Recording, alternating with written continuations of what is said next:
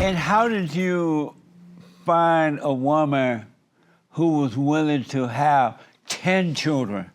Because normally white women, if they have a baby period nowadays, they only want one, no more than two. How did you meet a woman that was willing to have, first let me ask, are you going to make some more babies?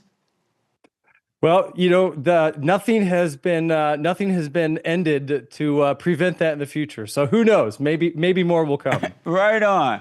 And so how did you find a woman who was willing to do what women normally would do in the good old days, when boys were boys and men were men? How did you meet a woman that's willing to have 10 children? Well, I will say that if you're looking to get married, and you should, maybe don't start with 10 children as the opening sales pitch. Both my wife and I, though, did want lots of children. Neither of us set out with the 10 number in our minds, Right. That's for sure. But we definitely are big believers in not wanting to cut off the blessings of the Lord. Children are a blessing of the Lord. It says in Psalm 127, they are a heritage. The fruit of the womb is God's reward to his people. So we don't want to cut ourselves off from that. And unfortunately, a lot of Christians, they'll go through life and they'll actually intentionally cut themselves off from the blessings of God. And we didn't want to do that. That's amazing. Does she obey you? My wife is an amazing Proverbs 31 woman. I can truly say with Proverbs 31, with the man in Proverbs 31, that she has done me good and not evil all of her days, and that would include submitting joyfully in all things. So yes, she does. That's amazing. And so, did you find her like in the country or somewhere? Where did you find her? This is one of the amazing providences of God, Jesse, is we both grew up in the same small town, but we never knew each other until we met each other at Campus Crusade for Christ on the other side of the state, and we struck up a relationship and got married in 2007. And have been just loving life ever since. That's amazing. And so when the hell, you know how sometimes when the hell comes out of her, how do you deal with it? Did you say when the hell comes out of her? Yes. Yeah. Well, yeah. I mean, some storms are meant to endure, and that part of being a man is being able to endure storms without completely caving and falling over. I like to use the metaphor of the man's role is to be the oak tree in the storm in which the wife can come and take refuge. So when the hell comes out, or when there are troubled times, I try to be a shelter for her in that time. Right on.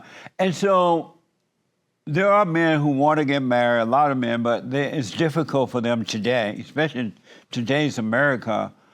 What would you recommend for those men who want to be married, have children, make children? Yeah, if you aren't a part of a church, you need to find a church that doesn't guarantee that you won't have problems, or that you won't find a woman who will do you evil. But it's a wonderful place to start. One of the most important things that men need to remember is that you must look beyond just simply the exterior, because a woman could have a lot of physical beauty, physical charm, but that can be deceitful.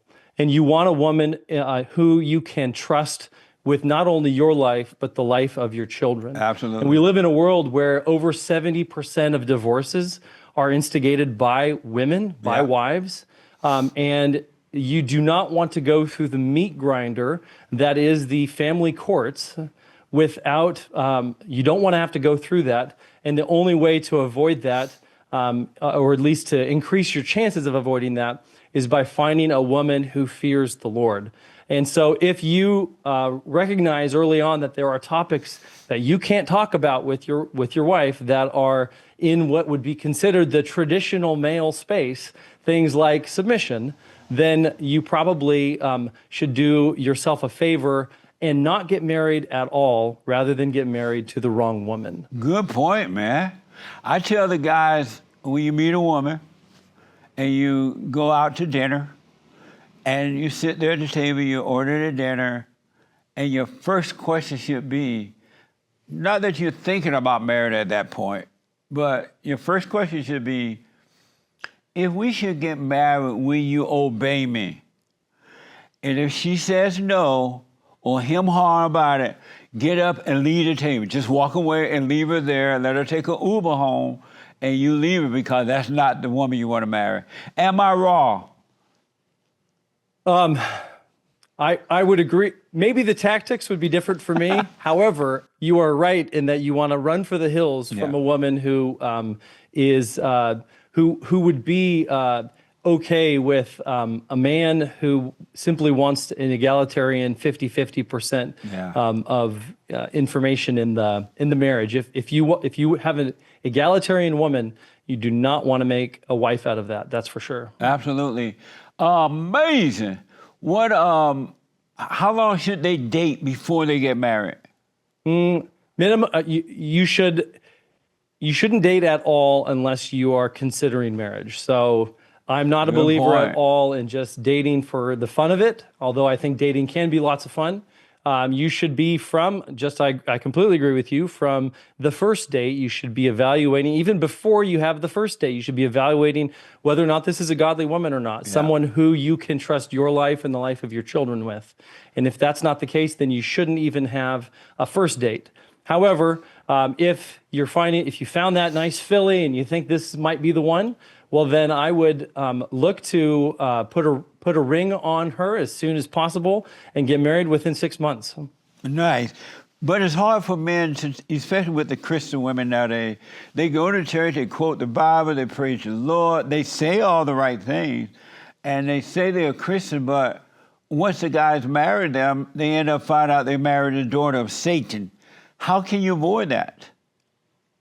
Yeah, a lot of that's going to come down to what kind of church are you going to? And unfortunately, we don't have the Protestant world. I'm a Protestant, so I'll speak to Protestants, not letting anybody else off the hook in the Catholic world.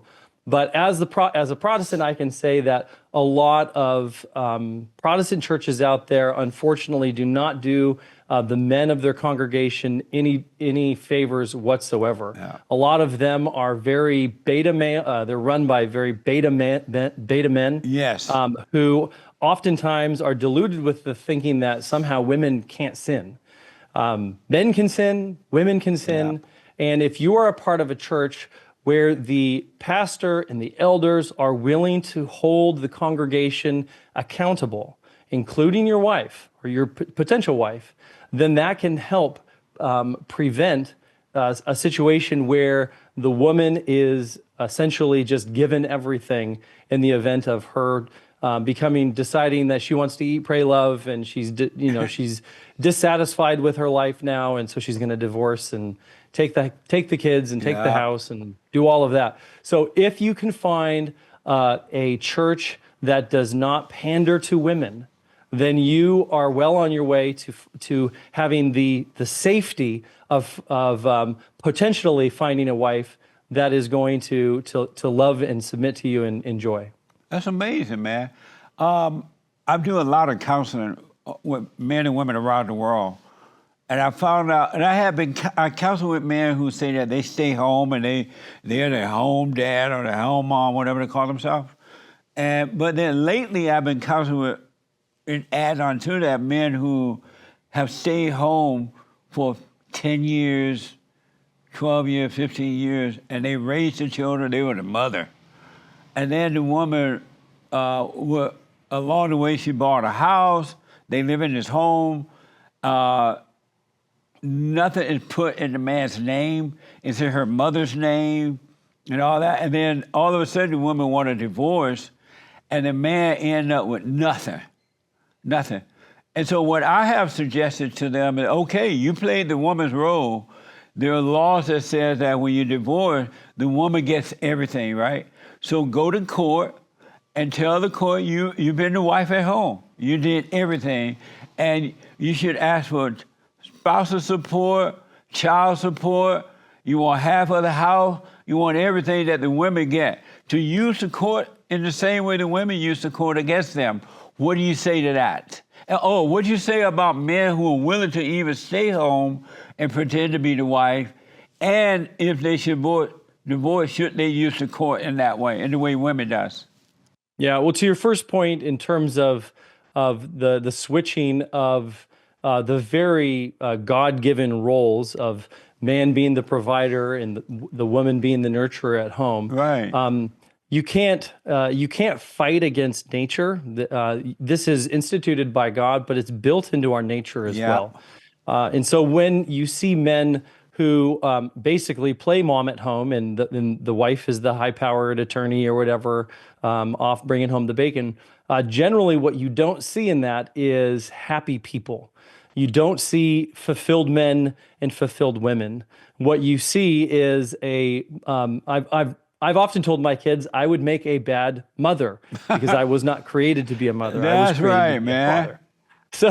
So any young man who is considering the egalitarian message of, well, my wife could make, I mean, and Jesse, we got to realize here, it's approaching like 60% of college graduates are now women. And I think it's less than 40% of people graduating from college are men. And so the earning power of women is going to be higher for women than for men for probably the foreseeable future.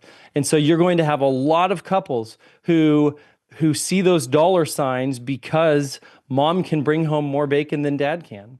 But there is, what I would tell people is that there are more important things in your life than money. Yes. One of them is dignity.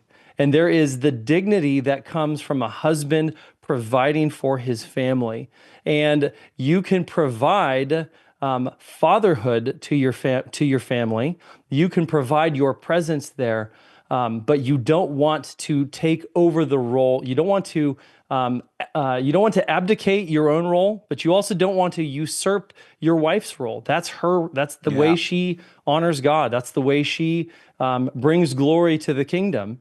And if you are trying to do that because she can make more money, then you have missed the point entirely. There is no paycheck high enough to make me even consider that even temporarily. So I would say absolutely not. Don't do that ever. But if you find yourself in that situation and your wife's going to go through with a divorce and you're going to lose everything, I mean, I would not think it's wrong for you to try to utilize the courts to the best of your advantage, since you have essentially devoted your life to being a sperm donor and a babysitter. I would not think it's wrong for you to try to use the courts to the best of your abilities. Right on. Amazing. Should a man marry an educated woman? I noticed that educated women do not make for good wives and mothers because of their ego. They think they're the same as a man and they want to do all that. Should a man marry an educated woman? Yeah, it really depends on what kind of woman you're talking about. A lot of women, I think, have bought into the college career idea, and they've bought into that idea not necessarily wholeheartedly themselves. There's something out there called girl math, and girl math is where you spend 10 years becoming a doctor, and then when you're at the pediatrician's office all day, you just fantasize about being home and being a mom. Like a lot of women, I believe, are in that world. And so if the wife that you are considering is educated, for example, my wife has a nursing degree. I met her at college when she was going to become a nurse. She became a nurse 2 weeks before or 2 weeks after our first daughter was born. She graduated, she got licensed, and she never once practiced because we both knew that there was no part of us that wanted her to take her God-given role as the homemaker and the nurturer. Even though she had this great degree, we wanted her to be with the kids at home with nothing else pulling her away from that.